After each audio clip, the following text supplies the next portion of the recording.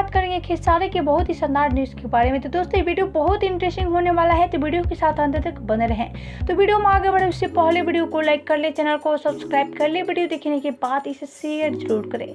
तो चलिए वीडियो की शुरुआत करते हैं। आप सबको खेसारी लाल यादव के एक शानदार न्यूज़ के बारे में बताते हैं। तो क्या सच में खेसारी लाल यादव का मेहंदी लगा कर रखना थे सिनेमा घर में रिलीज हो गया है? तो आपको बता दें कि जी हाँ, खेसारी का फिल्म मेहंदी लगा कर रखना सिनेमा घर में फिर से रिलीज कर दिया गया है। अगर आप सब खेसारी का मेहंदी लगा कर रखना थी पहले से देख लिए तो हमें नीचे कमेंट बॉक्स में जरूर बताइए कि आप सबको फिल्म कैसा लगा। आपको बता दें कि 15 अक्टूबर के बाद से जितने भी सिनेमा घर है सबको ओपन कर दिया गया है और इसमें खेसारी का फिल्म मेहंदी लगा कर रखना थी रिलीज कर दिया गया है।